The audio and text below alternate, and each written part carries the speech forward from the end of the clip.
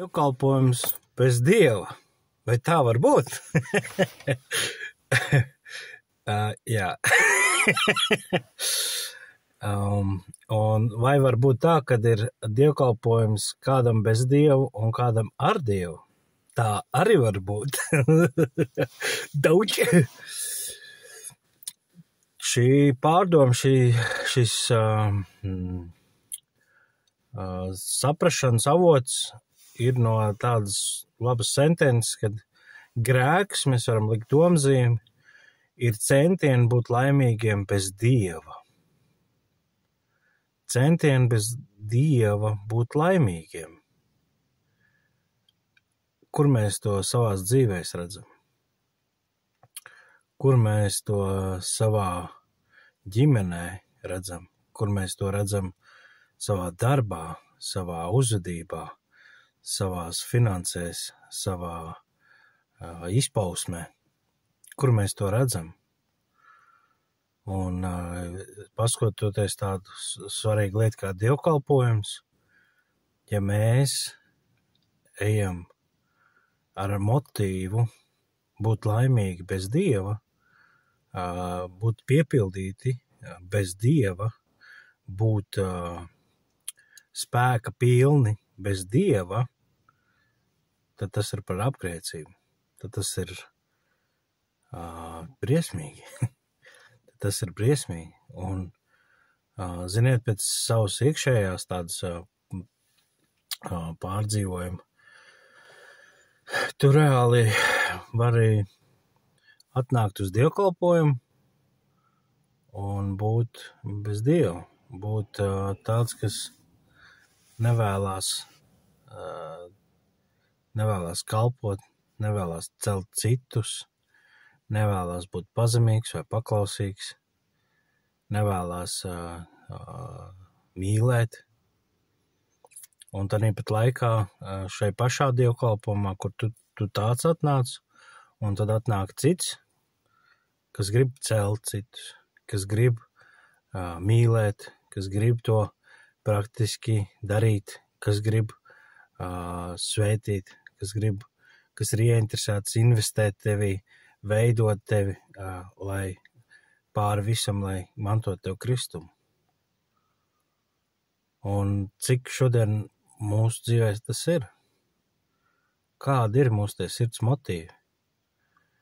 Lūk, grēcinieku lūkšanu piespiest kādu, lai viņš zem spiedienu to darītu, it kā mēs to labiem mērķiem daram, vai teic, ka mums tik svarīgi ir šis cilvēks tik svarīgs, kad mēs zinām, ka bez Kristus viņš ies pažušanā, ka viņš ies postā, ka viņš ies bojā, ka viņš ir akls, garīgi akls, ka viņš ir lāstā, un viņš nesaprot, kāpēc viņš no tā netiek ārā.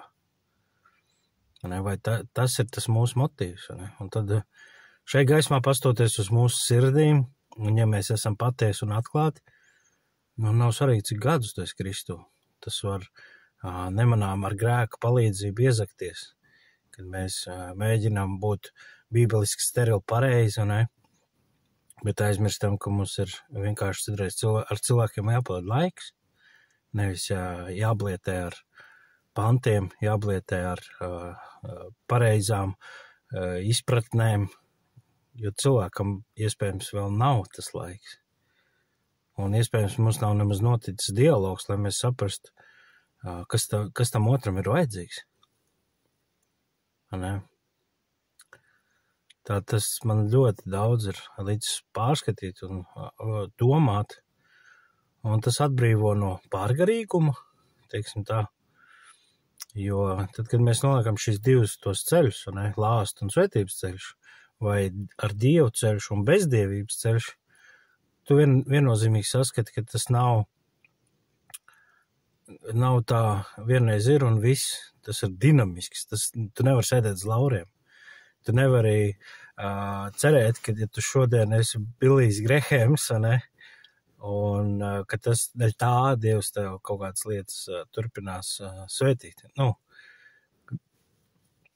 Žēlastība ļoti skaidri parāda, ka Kristus mūs ietērp sevī, ka tās asins apklāja mūs uz tā rēķina. Un tad tā svarīgākā sirds operācija notiek, cik mēs atdodam viņam. Cik mēs pirmkārt atdodam savos vārdos lietas, un kad es tikko atgriezos, tad ļoti runāja rupji, un tad tu kādā brīdī gars tev skubina, ka tas īsti nav veselīgi. Un tad tev ir tāda rakstiet, ka no sirds pārpilnības mute runā. Ko tad tā tava mute, kas tad tavā sirdī? Un tad tādas lietas sāc ieviest un koriģēt. Un ne tāpēc, lai tu būtu sterils un pareizs kristietis, ne tāpēc, ka tu gribi būt kopā ar Kristu, gribi viņam izpatikt, gribi darīt tās lietas, kur tu redzi, ir nākamā godība. Un tas citreiz pieprasa mums spēt apklāt, ja kāds smēķē, un viņš saka, ka viņš tic Dievam, jo tāds sterilais kristietis, viņš reiz, bet lietām ir vajadzīgs laiks, gars darbosies, viņš mācīs, viņš skubinās, viņš rādīs, un jā, no mums prasa, ka mēs skaidri izskaidrojam otram cilvēkam. Jā, varbūt nesmēķēt draudzes priekšā un tam līdzīgi, bet un mēģina rast risinājumu. Tā kā ļoti daudz tādas lietas un daudz pārdomas, bet tas baigi sakārto lietas. Un sakārto arī, ko darīt un nedarīt. Ne? Ko tu gribi darīt kopā ar Dievu un ko tu gribi darīt bez Dievu. Un kāpēc tu gribi darīt bez Dievu? Kas var būt tāds, ko tu varētu gribēt darīt bez Dievu? Man kādreiz tā bija seksuālā tēma.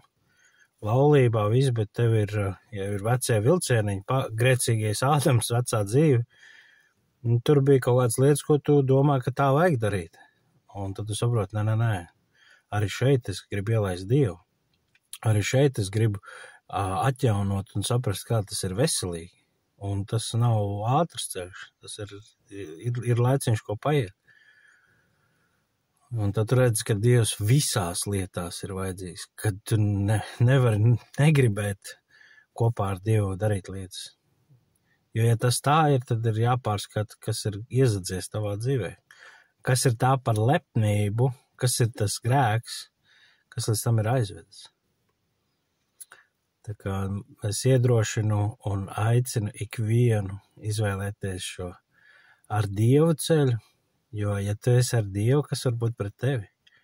Gan dvēseliski, fiziski, garīgi, visādā veidā.